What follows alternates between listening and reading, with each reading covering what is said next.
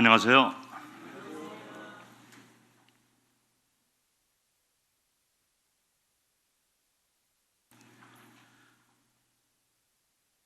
네, 1988년도에 제가 한국을 떠났고요. 지금 기억으로는 88년도 올림픽, 서울 올림픽 때 제가 호주에서 훈련을 받고 있었습니다.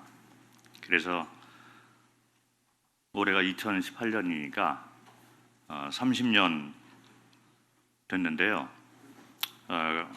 훈련을 마치고 92년도 1월 14일에 제가 태국에 처음 발을 디디게 되었습니다. 그래서 지난 1월 14일이 이제 26년이 되었고요. 그동안 주님께서 이렇게 저희 인도하시고 또 교회 성도님들 함께 기도해 주시고 또 동역해 주셔서 이 자리를 빌어서 감사를 드립니다. 제가 처음에 선교를 갈 때 먼저 가신 분들이 없었기 때문에 어떻게 가는 건지를 잘 말씀해 주는 분이 없었고, 오히려 한국에도 할 일이 많은데 선교가 웬 말이냐 그래서 반대하시는 분들이 계셨고, 그 당시만 돼도 이제 종말론이 이렇게 그 대세였던 시대였습니다. 그래서 제가 선교를 간다고 하니까 주님이 금방 오실 터인데 왜 새로운 지역에 가서 말도 배워야 되고 시간도 많이 걸리는 그런 일을 하려고 하느냐. 그래서 어떤 분의 그 표현에 의하면은 내일 종말이 와도 한 그루 사과나무를 심는 일을 하려는 것이냐, 이런 말을 하셨는데 지금까지 제가 또렷하게 기억을 하고 있습니다. 그래서 진짜 내일 주님이 오실지라도 일단 그것이 보이기 때문에 가야 되겠다라는 마음을 가지고 갔는데 아직도 안 오셨어요. 그래서 우리 딸 아이들이 시집을 가게 될 줄을 제가 상상도 못했는데 주님이 오시면은 빨리 가고 싶지만은 그러나 언제 오실지 모릅니다. 주님이 오시는 그날까지 어쨌든 우리는 보내심을 받은 자로서의 삶을 다 해야 될 줄로 생각을 합니다. 그 당시 제가 붙들고 간 그런 말씀은 그 출애굽기 14장, 이스라엘 백성들이 이제 홍해를 건널 때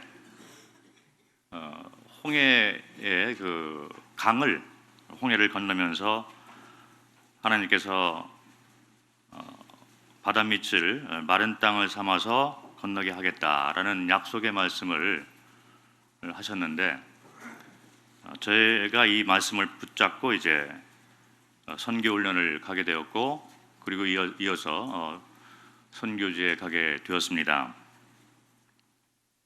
그리고 지금까지 왔는데 돌이켜 보니까 진짜 이 말씀이 맞는 것 같습니다. 아무것도 보이지 않았고, 어떤 분의 그 표현에 의하면은 맨 땅에 헤딩하듯이 이렇게 하게 되었는데, 그 바다 밑을 마른 땅을 삼아서 주님이 한 걸음 한 걸음 이렇게 인도하신 것을 되새겨 볼 수가 있습니다. 그래서 모든 경우에 우리가 말씀만을 붙들고 가야 된다 해서 잘못된 어떤 그 상황이 또 일어날 수 있지만, 저 같은 경우에는 이 말씀대로 주님께서 인도하신 것 같습니다. 참 주님 앞에 제가 감사를 드리고, 또 선교지에서 어떻게 보면 영적 전투의 최전선에 있으면서 참 많은 것을 배우고 저 자신에게 참 복된 시간이었다고 이렇게 말씀을 드릴 수가 있습니다. 짧게 제가 이 태국에 남아 있는 그 열매들에 대해서 잠깐 그림을 보여드리고 말씀을 이어가는 것이 이해를 돕는데 좋을 것 같습니다.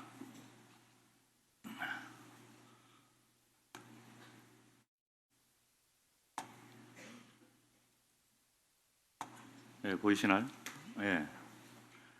이게 지금 그 남아 있는 5개의 모임이고요. 주님이 26년 동안에 저희 가정을 통해서 처음 이제 태국에 복음이 들어가게 하셔서 구원받은 성도가 생기고 그 성도들이 또 모이게 되고 그러면서 지역교회가 이제 세워지게 되었고, 그리고 지역교회들이 모였을 때 어떻게 모이는 것이 그 성경적인가라는 것을 하나하나 이렇게 가르치면서 그 교회의 터를 놓게 되었습니다. 그동안 어떤 교회, 신약교회 원리를 따라 모이고 있는 교회에 대해서 본 적이 없는 분들이기 때문에 교회의 터를 다 놓게 되었고, 그리고 그들이 이제 장성해서 또 다른 지역에 복음을 전파하고, 그래서 현재까지 이제 5개 모임이 남아 있습니다. 그동안에 이제 참 수많은 사람들이 지금 기억을 하면은 거쳐간 것 같습니다. 그래서 복음을 듣고 침례를 받고 많은 분들이 이렇게 함께 했었는데, 이 5개 모임이 이렇게 남아 있지만, 그러나 사실은 훨씬 더 많은 분들이 거쳐갔고 복음을 들었고 또 침례에 순종해서 한동안 같이 있었던 그런 분들이 참 많이 있었던 것 같습니다. 태국은 죄와 또 여러 그 환경 자체가 참 어렵기 때문에 교회 생활 구원받는 것도 힘들지만 교회에 또 같이 그 성경대로 이렇게 모이고 또 성경에 따라서 그리스도안의 삶을 살아간다는 것이 그렇게 쉬운 나라가 아니죠. 거기에다가 또 개인적인 욕심과 또 여러 사정으로 인해서 많은 분들이 이렇게 떠나갔습니다. 특별히 이제 처녀들 결혼하지 않은 자매들 같은 경우는 이제 안 믿는 분들하고 또 결혼을 또 해서 많이 나가기도 했고요. 그런데 그 가운데 이제 나간 분들 가운데 또 다른 데 가서 이렇게 복음을 전파해서 함께 이 5개의 모임에 함께 하지는 않지만 다른 데 가서 나름대로 복음을 전파하고 또 교회를 이뤄서 섬기고 있는 분들이 많이 계셔요. 그래서 제가 어저께 밤에 가만히 이렇게 돌이켜 보니까 거의 한 20군데 정도가 더 있지 않는가 이런 생각이 들었습니다. 눈에 보이는 것들이죠. 어떤 분들은 형제였는데 개인적인 사정 때문에 모임을 떠나고 또 다른 선교단체하고 같이 일을 하면서 그 선교단체의 어떤 그 장이 되어 있는 분도 있고 그런 분들이 제법 또 있어요. 그래서 이렇게 5개 모임이 있지만 그러나 그 외에도 또 성도들이 또 복음을 계속 전파하고 또 모일 때 저야 또 비슷한 식으로 모이고 있는, 머리 수건도 쓰고 있고 함께 하고 있지는 않지만 그렇게 보이는 분들이 제법 있습니다. 태국 사정이고요. 확장이 이제 태국을 통해서 중국까지 이렇게 확장이 됐습니다. 아시는 분들은 아시겠지만 그래서 제가 태국에 있으면서 태국 사역뿐만 아니라 중국에 가서 한 10여 년 동안 복음을 전파해서 특별히 당시에는 전혀 없었던 그런 그 상황이었는데 중국의 쿤밍 지역을 중심으로 하면서 중국의 남서부 쪽을 개척을 하기 시작했습니다. 그래서 현재 남아 있는 그 중국 남서부의 모임들이 이제 대부분 이제 그 태국의 그 복음 전도를 통해서 태국 성도들의 복음 전도를 통해서 세워진 교회들이 많이 있습니다. 중경 모임이라든지 영천 모임이라든지 아니면 청도 모임이라든지 또 그 외에 이제 또 저희 그 성도 가운데 중국계 태국 성도들이 있어서 그분들의 이제 그 통역을 통해서 제가 중국을 자주 다니면서 참 많은 또 중국 그 성도들이 생겨났고, 실제적으로 태국 교회와 또 중국 교회 간에 또 긴밀한 교제 가운데 있었습니다. 지금도 많은 중국 남서부 지역의 지역교회들이 이제 태국의 영향을 받은 것으로 저는 믿고 있습니다. 그리고 제가 한동안 다니다가 태국 내에서도 심히 붙였기 때문에 중국에서 활동하고 계시는 성사님들에게 이제 그 사역들을 맡기고, 제가 한동안 태국과 또 미얀마 쪽으로 이렇게 선교 여행을 다니게 되면서 그 지방을 중심으로 이렇게 활동을 했는데요. 미얀마 같은 경우도 알게 모르게 이분들이 태국으로 이렇게 넘어온 분들이 계셔요. 그래서 미얀마 분들이 태국에 와서 이제 저희 교회에 오게 되면서 말씀을 듣고 복음을 듣고 깨닫고 이제 미얀마로 다시 돌아가서 또 나름대로 복음을 전해서, 저는 잘 몰랐는데 나중에 보니까 한 선교 단체에 또 장이 돼 있는 분이 계시더라고요. 그래서 자기가 여기 와서 복음을 듣고 저에게 이제 그 미얀마 성경을 처음 받았는데 지금 하나의 선교 단체의 장이 되었다. 그래서 영적 아비이기 때문에 미얀마에 와서도 복음을 전해주고 말씀을 전해주길 바란다. 이런 요구를 듣고 있습니다. 이게 무앙 책마이 모임 첫 번째 시작된 모임이고요. 책마이에서부터 시작돼서 복음이 전파가 되었습니다.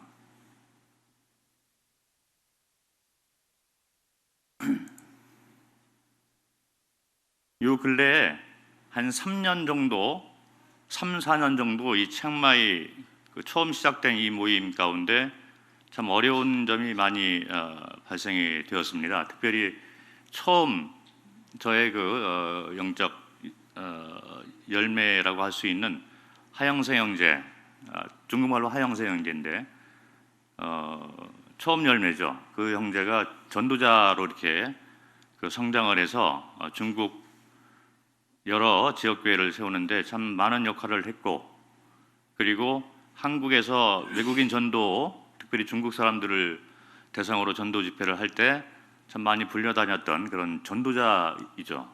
그런데 그 형제가 출교를 당하는 그런 일이 한 4년 전에 이렇게 있어서 그 형제 이름으로 구입된 이 책마이 모임의 땅 문제가 또 문제가 되어서요, 갈라졌었죠. 갈라져서 어려움 가운데 몇 년을 이렇게 지냈는데, 최근에 또 이렇게 그 형제가 많이 겸손해져 가지고 과거에 있었던 자녀 문제로 인해서 그렇게 됐는데 그런 문제들이 해결이 되면서 이제 모임으로 다시 회복을 받게 될 겁니다. 그래서 이미 다 얘기들이 되어졌고, 그래서 책마이 문제가 한 3, 4년 정도 힘이 들었었는데 그러다 보니까 또 다른 모임으로 또 이렇게 영향을 끼치게 됐었는데 그런 것이 다 해결이 될 것 같습니다. 그래서 다 이미 얘기가 되어졌고 이제 2월 달부터 다시 화합이 돼서 모이게 됩니다. 주님이 이와 같은 과정들을 다 겪으면서 성도들이 또 성장하게 되고 교회들이 또 성장하게 되고 기초가 세워지고 또 성장 과정을 겪으면서 이렇게 교회들이 발전해 나가고 있습니다. 전심사역자인데요. 저번에 왔었죠. 데이비드 형제 가정인데 총각 때부터 제가 복음을 전해서 이 부인 되는 자매도 처녀 때 둘이 연애할 때 저를 만나가지고 들다 복음 듣고 침례 같이 받았는데 아이들이 지금 이제 대학교 졸업이 됩니다. 맷잔교회 이런 모습이고요. 더 많이 이렇게 모여요. 맷잔교회가 지금 가장 큰 교회가 되어 있고요. 100명이 넘는 것 같습니다. 모일 때.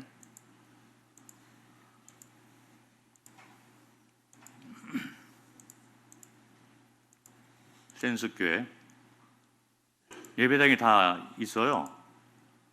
그리고 5개 모임들이 다 이제 예배당이 다 있고 거의 대부분 이제 저희가 그 내부적으로 다 재정적으로 공급이 되어졌고 외부에서 뭐 북부에서 조금 이렇게 같이 하셨지만은 저희의 그 기본적인 생각은 우리 스스로 이렇게 하는 것이 맞다. 그래서 어떤 한 지역 교회가 이제 그 지금 뭐 매장 같은 경우도 재정적으로 이 건축원금을 모으고 있는데 어느 정도 모이게 되면은 성도들이 다 같이 지게 됩니다. 그래서 저희는 외부의 사람들을 한 명도 이렇게 고용을 해가지고 지은 적이 없는 것 같아요. 그래서 어떤 뭐 콘크리트 작업을 한다 그러면 5개 모임 성도들이 한 날을 잡아가지고 다 모여가지고 이렇게 모여서 이제 노동력을 공급을 해서 같이 짓습니다. 그리고 저희 내부 성도들 가운데 이제 기술자들이 많이 있기 때문에 5개 모임을 그렇게 지어왔습니다. 방콕 모임인데요. 지금의 젊은 분들이 많이 있는데 지금의 모습이죠. 저희가 오기 전까지 모습이죠. 방콕 모임은 제법 청년들과 이제 신혼 그러니까 갓 결혼한 그런 젊은 부부들이 많이 있는데 사회적으로 좀 안정이 좀 돼 있는 직장들을 가지고 있는 분들이 많아요.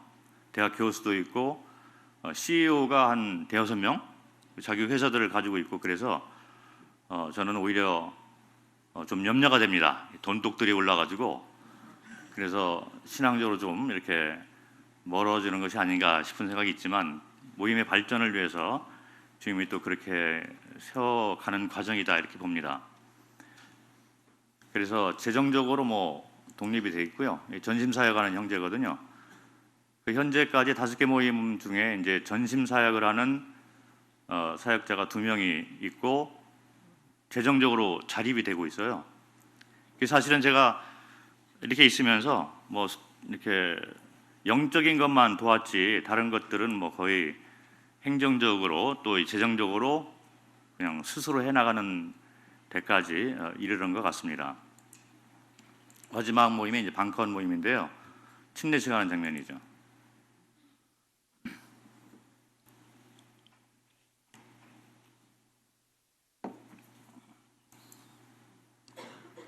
커피 농장이거든요. 그래서 커피를 가끔 가져와서 이렇게 드리고 있는데 이게 방컨 모임의 그 산 꼭대기에 이 형제님이 자기 가지고 소유한 그 땅, 커피를 심었던 땅을 헌금을 했어요. 그래서 커피 나무를 다 잘라내고 이제 거기다 건축을 했습니다. 그래서 2층 건물을 만들었는데 다 성도들 스스로 만든 거예요. 산 꼭대기에 이런 집을 지었는데 여기도 LED 같은데 저희 천장도 다 LED로 돼 있는데 LED 그 회사 사장님이 성도가 있어가지고 헌신을 다 해서 또 전기 기술자가 성도가 있어서 다 스스로 다 지은 거예요. 다 저희가 지었습니다.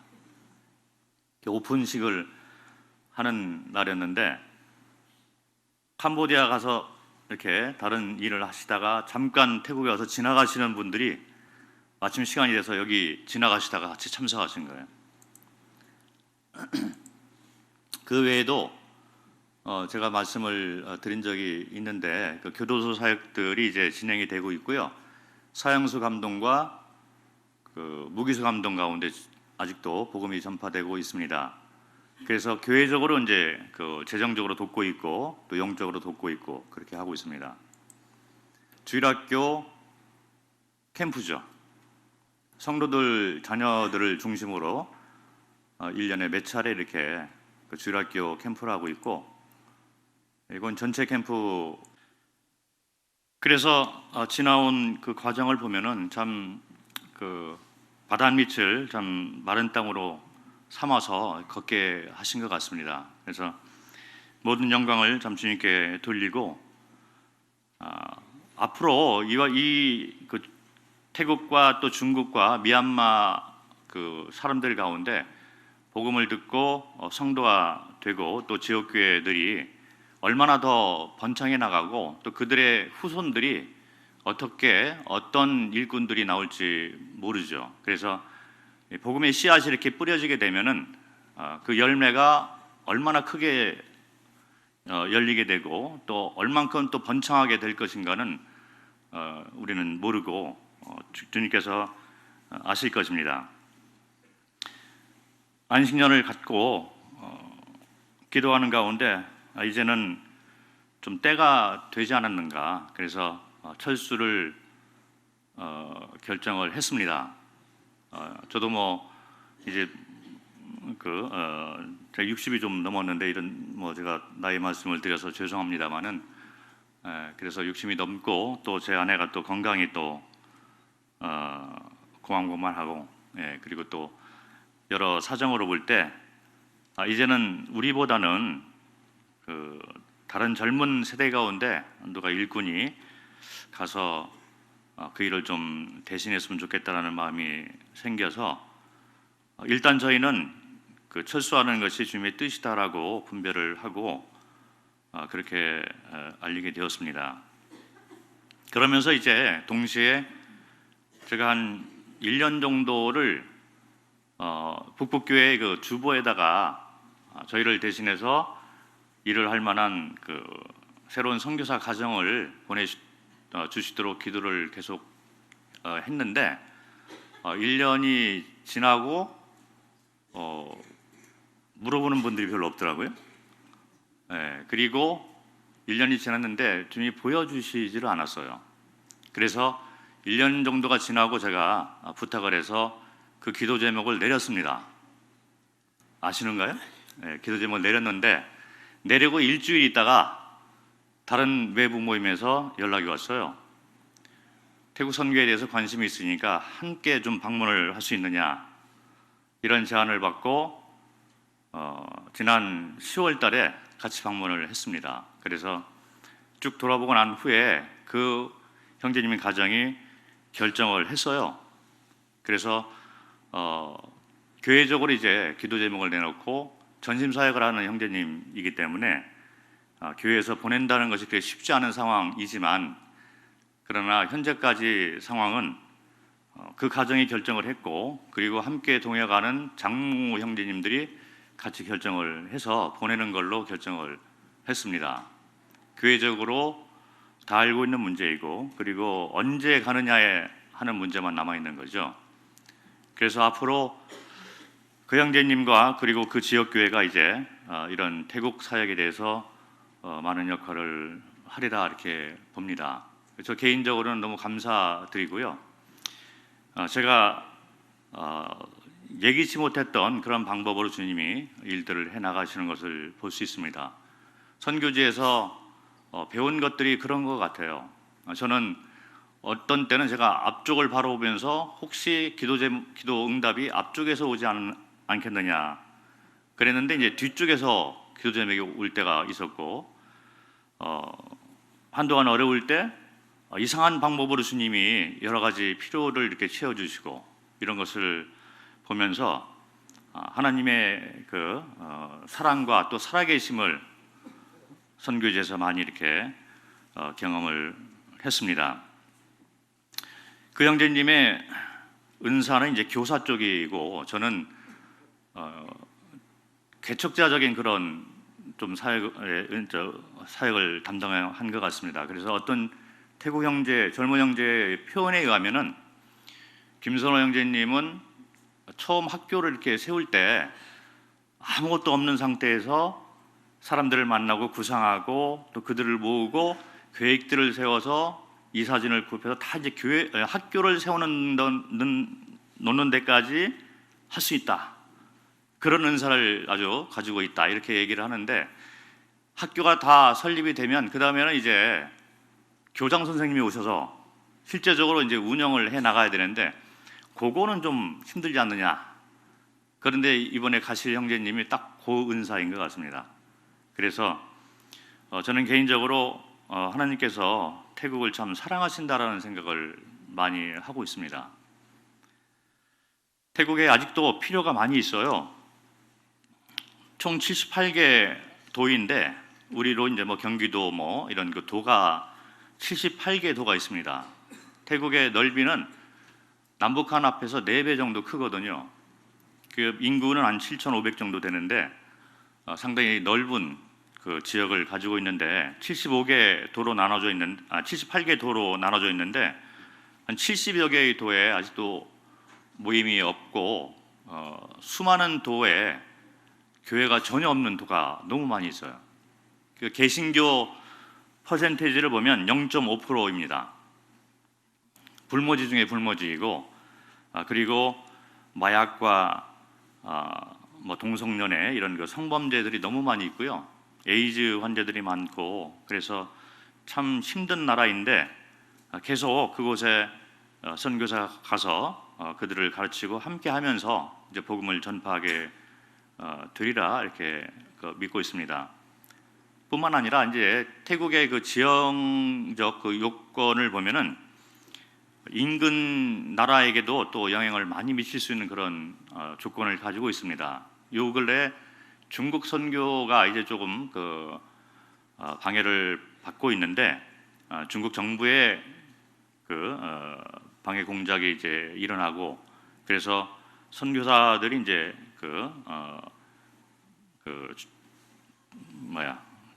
강제로 이제 출국을 당하게 되고 그러는데 그래서 옛날부터 과거부터 이제 중국 선교를 하는 그 선교 단체들도 태국에 거점을 두고 있는 분들이 많이 있었어요. 그 앞으로는 이제 더 그렇게 되리라 이렇게 보면서 태국에서 이제 중국 선교 또 미얀마 또 북한 선교도 이렇게 할 수 있습니다.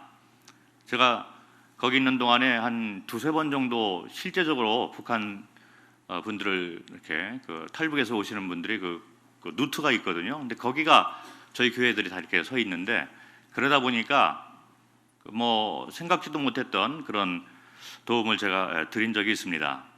어떤 분들은 뭐 진짜 북송을 당하는 그런 입장으로 중국으로 넘어왔는데 이분이 잡힌 거예요. 그래서 강제로 이제 그 북송을 당해야 되는데 맹장이 터져가지고 중국 북쪽의 병원에 가서 이제 수술을 했는데 이분이 수술 받고 설마 그 몸을 가지고 나오리라 생각하고 있는 잠깐 빈틈을 보이는 틈에 이분이 빠져나온 거예요.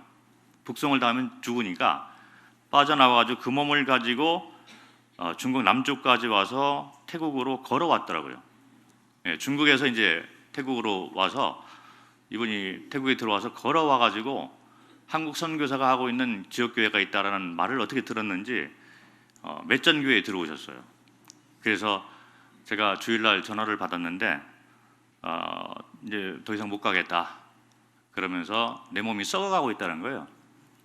그 당시 이제 사회관의 형제가 이렇게 보니까 진짜 막 몸에서 냄새가 나고 썩어가고 있는 몸을 가지고 거기까지 오신 거예요. 그래서 제가 다른 일반 한국 선교사들이 마침 팀이 이렇게 와가지고 그분들하고 이렇게 연결을 시켜줘서 한 20여 명이 되는 팀이 왔기 때문에 옷을 갈아입고 그 팀에 합류를 시켜서 이제 방콕에 있는 대사관으로 보내서 이렇게 한국을 오신 그런 분도 있고 이 북한 선교를 그곳에 이렇게 있으면서 할 수가 있습니다.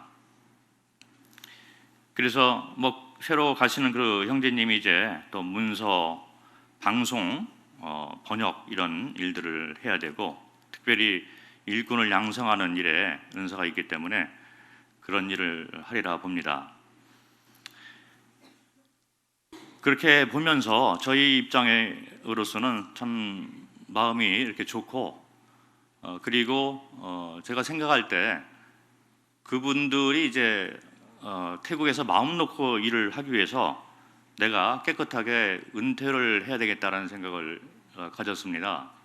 그래서 제가 혹시 걸림돌이 되면 안 되겠기에 깨끗하게 이제 새롭게 가려고 하는 선교사 가정에게 모든 것을 물려주는 것이 주님 일을 하는데 좋지 않겠는가 이런 생각을 해서 쉽지가 않죠. 제가 다 낳은 그런 영적 자녀들이고 세워놓은 그런 선교지인데 어떻게 보면 저희 삶의 반절을 거기다가 이렇게 투자를 한 그런 지역인데 마음 가운데 주님 나라 확정을 위해서는 내가 깨끗하게 은퇴를 하고 그 형제에게 모든 것을 힘을 실어주는 것이 좋겠다라는 생각으로 은퇴를 하려고 했습니다.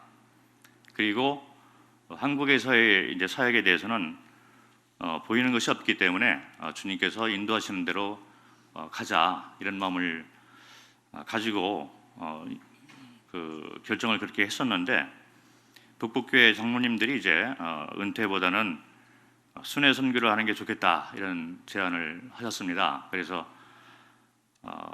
그 새롭게 가는 그 형제님의 그 사역을 또 어느 정도 도울 필요가 있는 것 같은 생각이 들어서 제가 그러면 순회 선교를 이렇게 일단 하고 그리고 주님이 인도하시는 대로 또 앞으로는 어떻게 또 인도하실 것인가를 또 바라보면서 일단은 순회 선교사 일을 하기로 결정을 했습니다. 그 형제님이 이제 태국에 가서 어느 한 그 기간 동안 이제 태국말을 배우고 문화를 익히고 이제 그럴 때 제가 아무래도 왔다 갔다 하면서 좀 도와야 될 필요가 있겠고 그리고 순회 선교사라는 타이틀을 가지고 제가 일을 하게 되리라고는 제가 생각을 별로 못했어요. 이제 선교사였기 때문에. 그런데 혹시 또 그동안 훈련받은 선교 훈련의 어떤 노하우라든지 선교지에서 그동안 배우고 경험했던 것들을 다른 선교지에 이렇게 도움을 줄 수 있으면 뭐 그것도 주님의 그 뜻이 아니겠는가 생각을 하고 그 외에도 한국에 있는 지역교회와 또 후배들에게 제가 이렇게 할 수 있는 또 부분이 있지 않겠는가 이런 생각을 하게 되면서 은퇴보다는 일단 교회가 또 기뻐하고 또 그런 필요를 이렇게 보여주면서 일단 그러면 순회 선교를 하자 이런 결정을 해서 여기까지 오게 되었습니다. 앞으로는 어떻게 될지 모르고 뭐 순회 선교사로 이렇게 일을 한다 할지라도 사실은 뭐 이렇게 보여지는 것이 별로 없어요. 뭐 모슬림과 그리고 북한에 대해서는 조금 이렇게 제가 못했던 그 분야 중에 하나가 바로 이슬람 선교였기 때문에 한국에 와서 주님 여건을 허락하시면 꼭 좀 배우고 싶다라는 마음을 가지고 있었는데 한국에 와서 그런 기회를 주셔서 이슬람에 대해서 좀 배우고 있습니다. 그리고 북한 선교에 대해서도 주님이 이렇게 또 제가 몰랐던 어떤 그런 방법을 통해서 조금 이렇게 접촉하게 해 주셔서 하여튼 보이는 대로 이렇게 그 길을 가려고 합니다. 제가 말씀을 보면서 일이나 어떤 또 열매 이런 거에 대해서 연연하기보다는 참 주님의 마음을 쫓아서 움직이는 것이 참 주님께서 보시기에 합당한 삶이 아니겠는가 이런 생각을 하고 있습니다. 선교지에서 처음에는 제가 잘 모르고 어떤 눈에 보이는 열매라든지 또 어떤 그 사람의 시각을 바라보면서 이제 많이 움직였던 것 같습니다. 그런데 시간이 좀 지나다 보니까 그런 것들은 이제 좀 뒤로 하고 참 영적 원리를 말씀 가운데서 붙잡고 움직이는 것이 내가 가야 될 길이 아닌가라고 생각을 해서 주님이 길을 열어주시면 그 길 따라 가는 것이 종의 삶이 아니겠는가 이런 생각을 가지고 있습니다. 말씀을 잠깐 같이 한번 보겠습니다. 미가서를 보겠습니다. 미가서 6장.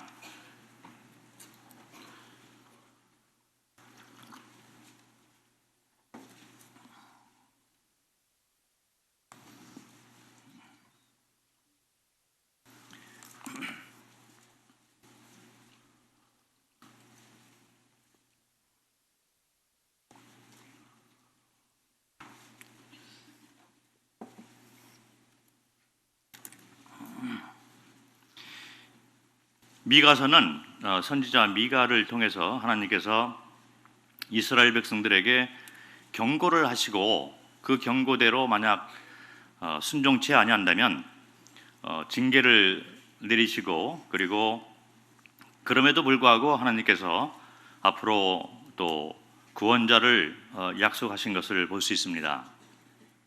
그리고 이제 미가서 6장으로 들어왔을 때 이스라엘 백성들이 하나님과의 그 관계를 회복하고자 하는 그런 마음이 있는 것이죠. 그러면서 6절부터 8절을 보면은요, 6절과 7절에 하나님 마음에 대해서 조금 오해하는 그런 장면이 나옵니다. 미가서 6장 6절을 보면은 내가 무엇을 가지고 여호와 앞에 나가며 높으신 하나님께 경배할까? 내가 번제물로 1년 된 송아지를 가지고 그 앞에 나갈까? 7절에 여호와께서 천천의 숫양이나 만만의 강물 같은 기름을 기뻐하실까? 내 허물을 위하여 내 맏아들을 내 영혼의 죄로 말미암아 내 몸에 열매를 드릴까? 어쩌면 이스라엘 백성들은 눈에 보이는 어떤 그 헌물을 가지고 하나님 앞에 제사를 드림으로써 하나님을 기쁘게 하고 또 지었던 죄를 씻고자 하는 마음이 있었을지도 모릅니다. 그래서 만약에 1년 된 송아지가 부족하다면 천천의 숫양이나 그것도 부족하다면 만만의 강물 같은 기름으로 헌물을 드림으로 하나님을 기쁘게 하시고자 하는 마음, 그리고 그것도 부족하다면 맏아들을 드림으로 내 영혼의 죄를 씻을까, 이런 마음을 가지고 하나님 앞에 접근하는 것을 볼 수 있는데, 8절에 보면 사람아 주께서 선한 것이 무엇임을 내게 보이셨나니 여호와께서 내게 구하시는 것은 오직 정의를 행하며 인자를 사랑하며 겸손하게 내 하나님과 함께 행하는 것이 아니냐. 그래서 하나님께서 그들에게 원하시는 것이 과연 무엇인가를 보여주신 것을 볼 수 있습니다. 주께서 선한 것이 무엇임을 내게 보이셨나니 여호와께서 내게 구하시는 것은, 그렇게 말씀하시고 세 가지 것을 말씀하셨는데, 첫 번째는 정의를 행하며, 두 번째는 인자를 사랑하며, 세 번째는 겸손하게 내 하나님과 함께 행하는 것이 아니냐. 이 말씀이 저의 마음을 사로잡았습니다. 처음으로 이제 하나님께서 우리에게 원하시는 것은 정의를 행하기를 원한다라고 말씀이 나와 있는데, 가만히 생각을 해보면 사람의 입장으로 우리가 정의를 행한다는 것이 불가능하죠. 기자 이 말씀을 보면서 하나님께서 우리로 하여금 정의로운 삶을 살기를 원한다는 그 의미가 과연 무엇일까라고 생각을 해보는데, 여기 8절에 처음에 나와 있는 사람아라는 말이 있죠. 하나님께서 우리가 정의로운 그 삶을 살기를 원한다는 그 의미는 우리의 신분을 바로 알고 그 신분을 가지고 그 가운데서 행하기를 원한다, 이렇게 분별을 해보았습니다. 사람이라는 이 말은 그 의미에 의하면은 연약한 자라는 말이 있습니다. 그리고 이제 영어로 보면 머털이라고 해가지고 죽는 자, 이렇게 나와 있죠. 우리는 한계를 가지고 이 땅에 살아가고 있습니다. 그리고 창조자가 아니라 창조물인 것이죠. 그래서 우리는 우리 스스로는 정의로운 삶을 살 수가 없고, 어떤 하나님께서 원하시는 아름다운 삶을 살 수가 없고, 열매 맺는 삶을 살 수가 없는 것이죠. 우리의 삶의 처음 시작은 바로 우리가 사람이라는 것을 바로 알면서 하나님께서 원하시는 길을 가야 된다고 생각을 합니다. 많은 경우에 우리는 우리의 신분을 잊고 살기 때문에 다른 길로 가고 있는 거죠. 내가 마치 무엇인가를 할 수 있는 것처럼 착각을 자꾸 하고 있는데 그렇지 않은 것이죠. 그래서 요한복음 15장 4절을 잠깐 보겠습니다. 요한복음 15장 4절, 잘 알고 있는 그런 말씀이죠.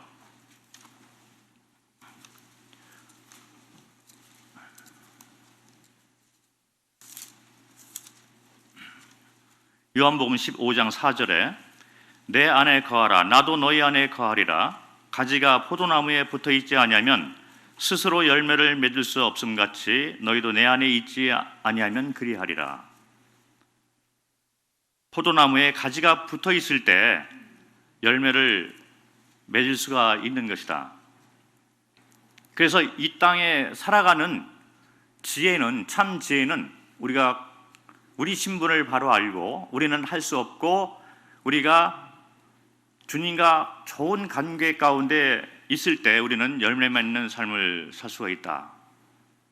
그래서 제가 앞으로 어떻게 살아갈지 모르지만 내가 붙들고자 하는 그런 영적 원리는 내 신분을 망각하지 않기를 원하는 마음이 있습니다. 초심을 잃고 싶은 마음이 없어요. 많은 경우에 우리는 마치 주인인 것처럼 그렇게 살아가고 있으면서 초심을 잃어버리게 되는 것이죠. 그러면서 이제 하나님께서 원하시지 않는 다른 방향으로 가는 것을 볼 수가 있습니다. 그래서 저는 제 마음 가운데 할 수 있다면 좀 매일같이 말씀을 보고 좀 모든 면에 하나님의 살아계심을 인정하는 그런 삶을 사는 것이 가장 근본이 아니겠는가 이런 생각을 합니다. 그래서 정의를 행하라 말씀하시는데 그 전에 사람아라고 이렇게 부르면서 너는 사람이 아니냐,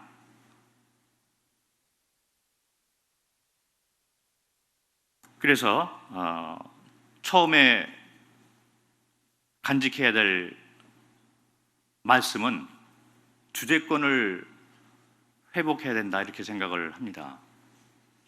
한국 모임에 요즘에 복음에 대해서 조금 이렇게 논란이 있는 것 같은데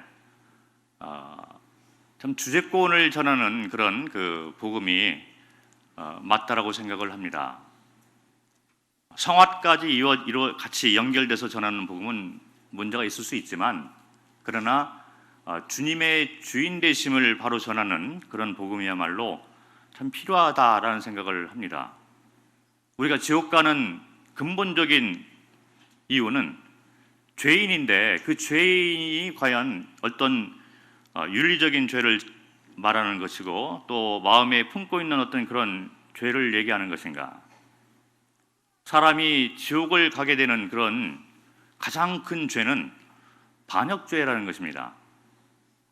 반역을 한 사람들은 지옥에 갈 수밖에 없는 것이죠.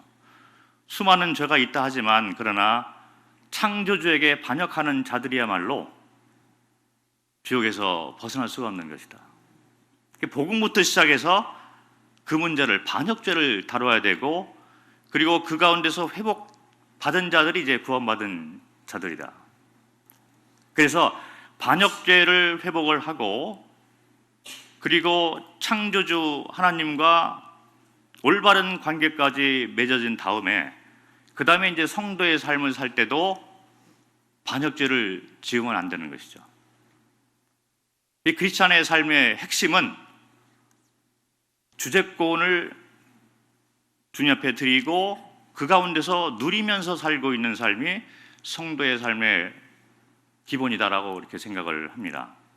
그래서 저는 개인적으로 만찬을 드릴 때 그런 측면에서 접근을 하고 있습니다. 제 개인적인 신앙이지만 떡을 바라보면서 주님이 돌아가시고 몸을 상징하는데 이 몸이 돌아가신 거예요. 그런데 그 몸이 죽은 것이 아니라 이제는 부활하셨습니다.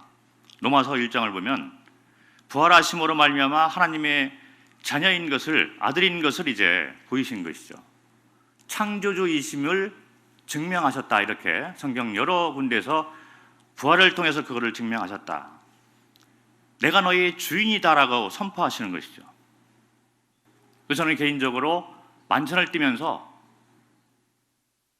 자주 잊어버리는 그런 일인데, 나는 주인이 아니고 주님께서 나의 주인이십니다. 성도들이 모여서 떡을 뛸 때마다 그 주재권을 회복을 하는 것이 만찬의 의미 가운데 담겨 있다고 믿고 있어요. 그럴 때 우리는 초심을 잃어버리지 않는다고 생각을 합니다. 그리고 두 번째는 자비를 사랑한다. 미가서 6장 8절에 인자를 사랑하며 이 자비를 말하는 것이죠. 주님께서 십자가에 돌아가시고 그 피로 말미암아 우리의 모든 죄를 다 사해 주셨습니다. 그리고 이제 구세주가 되신 것이죠. 그래서 구세주뿐만 아니라 이제 주님 되신뿐만 아니라 구세주의 역할을 담당하셨는데, 그래서 저는 잔을 대하면서 주님의 구주 되심을 기억을 합니다. 떡을 대할 때는 제가 주님의 주인 되심을 기억하고, 잔을 대할 때는 주님의 구주 되심을 기억하면서 주님의 사랑이 얼마나 놀라우신가. 우리가 드리는 감사, 너무 감사하잖아요. 주님의 사랑을 보여주신 것이죠. 죽을 수밖에 없는 자들을 사랑으로 이제 살리셨는데, 하나님 편에서, 주님 편에서는 문제가 없습니다. 주님 사랑은 변화하지도 않고 항상 우리와 함께 하시고 함께 하겠다고 약속을 하셨기 때문에 주님 편에 대해서는 문제가 없는데, 누구 편에 문제가 있습니까? 사람 편에 이제 문제가 있는 거예요. 문재인 대통령이 뭐라고 말씀하셨죠? 사람이 먼저다. 제가 이렇게 보니까 거기에 좀 덧붙여가지고 사람이 문제다, 이런 말을 해야 될 것 같아요. 사람이 먼저인 것이 맞죠. 그런데 항상 사람이 문제인 것을 볼 수 있습니다. 그 인재가 자주 이렇게 발생되고, 이 영적인 그런 그 삶도 하나님의 사랑은 변하지 않는데 항상 사람 쪽에서 문제가 있는 것이죠. 그래서 저는 제 마음 가운데 나는 자비를 구하는 사람이 되었으면 좋겠다. 나는 부족하기 때문에 항상 하나님의 자비를 구하는 그런 마음으로 내가 살았으면 좋겠다.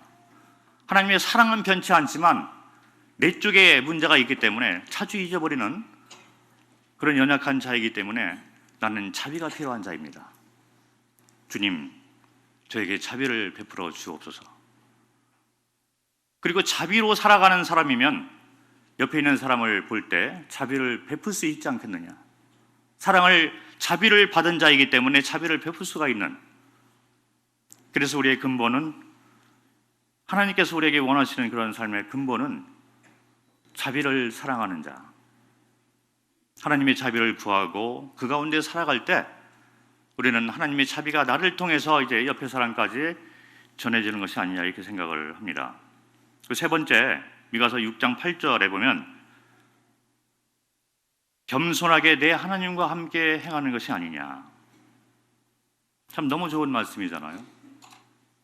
주님과 더불어 같이 가는데 앞서가지 않고 또 뒤에 처지지도 않고 항상 함께 겸손하게 주님이 이끄시는 한 발짝 한 발짝 그 발자국을 따라서 가는 사람이야말로 말세에 하나님께서 원하시는 성도의 삶이 아니겠느냐. 로마서 1장 23절을 보면은요, 로마서 1장에 이제 인간의 죄에 대해서 쭉 이렇게 설명을 하고 있죠. 반역죄를 얘기하고 있습니다. 사람이 반역을 하고 있다는 거예요. 그러면서 반역을 하고 있는 사람들이 만든 것이 있는데 우상을 만들고 있는 거예요. 그런데 수많은 우상 가운데 첫 번째 나오는 우상이 사람인 것입니다. 항상 사람이 문제인 거예요. 우리는 주인이 아닌 것이죠. 그런데 주인처럼 살아가고 있는 거예요. 이 재물과 이 능력과 이 시간과 모든 것이 내 것인 양 우리가 살아가고 있는 것이죠. 하나님께서 우리에게 원하시는 것은 겸손하게 내 하나님과 함께 행하라. 앞서가서는 안 되고 또 너무 뒤에 처져서 하나님께서 우리에게 원하시는 일이 있는데 그 일을 하지 않는 경우도 어쩌면 뒤에 처져가는 것이 아니냐. 겸손한 것처럼 보여도 그러나 그것이 자기 생각대로 살아가는 어떤 한 형태가 아니겠는가 생각을 합니다. 그래서 겸손하게 하나님과 항상 이렇게 동행하는 삶을 사는 그런 삶을 살았으면 좋겠다. 이게 제 심정인 것이죠. 이것은 마치 미가서 6장에 보면 4절과 5절에 나와 있는 말씀인데 하나님께서 과거의 일을 들추면서 이제 교훈을 하는 거예요. 내가 애굽에서 너희를 이끌어내지 않았느냐. 그리고 광야 생활을 하는 가운데도 내가 너희를 보호했다. 그리고 가나안 땅까지 너희를 인도하지 않았느냐. 이렇게 해서 4절과 5절에 이 말씀을 먼저 하시는 것을 볼 수 있습니다. 과거를 통해서 우리는 교훈을 받게 되는데 애굽에서 이스라엘 백성들을 이끌어낼 때 모세를 부르는 장면을 생각해 볼 수 있습니다. 떨기나무 가운데 하나님이 모세를 부르면서 너의 신발을 벗어라. 이곳은 거룩한 땅이니. 그렇게 해서 모세를 부르는 장면을 볼 수 있어요. 그리고 난 후에 모세가 이제 다음 세대에게 자신의 일을 넘겨주게 되는데 그게 이제 여호수아잖아요. 여호수아인데 여호수아는 이제 이스라엘 백성들을 가나안 땅으로 이끌어 가는 역할을 맡은 것이죠. 그런데 여호수아를 부를 때도 군대 장관이 나타나서 똑같은 말을 하는 걸 볼 수 있어요. 네가 신고 있는 신발을 벗어라. 이것은 거룩한 땅이니. 저는 미가서 6장 8절을 바라보면서 하나님이 저에게 신발을 벗으라고 말씀하시는 것 같습니다. 그래서 사람인 신분을 내가 잊어버리지 아니하고 나는 주인이 아니고 종의 신분이고 사람이고 창조주가 아닌 것이죠. 그리고 초심을 잃어버리지 않고 항상 자비를 구하는 자가 되자. 그리고 하나님과 겸손히 함께하면서 앞서가지도 아니하고 뒤로 물러서지도 않는 그런 자가 되기를 바라는 마음이 있습니다. 이것이 바로 모세를 부르신 하나님의 마음, 너의 신발을 벗어라. 여호수아를 불렀던 하나님의 마음, 신발을 벗어라. 이것은 거룩한 땅이니 그 음성이지 않겠는가 생각을 합니다. 이제 저는 한국에서 주님이 어떻게 저를 인도하실지 모르지만 그 길을 순종해서 가고자 하는 마음이 있습니다. 그러면서 만찬을 대할 때마다 주님의 주인 되심과 주님이 구세주 되심을 기억하면서 고린도전서 11장 26절에 나와 있는 것처럼 주님이 오시는 그때까지 주의 죽으심을 전하는 것이라. 내 신분을 잊지 않고 초심을 잊지 않고 자비를 구하면서 주님과 같이 동행하면서 주님의 주되심과 구세주 되심을 말로 또 삶으로 전하는 것이 나의 삶의 남은 여정이었으면 좋겠다라는 심정이 있습니다. 같이 한번 기도해 주시고 그리고 계속해서 그런 분들이 좀 주님의 마음을 갖고 신발을 벗고 거룩한 땅을 밟아 나가는 그런 성도님들이 참 많이 나왔으면 좋겠다는 생각이 듭니다. 제가 여기까지 말씀을 드려야 될 것 같습니다. 감사합니다.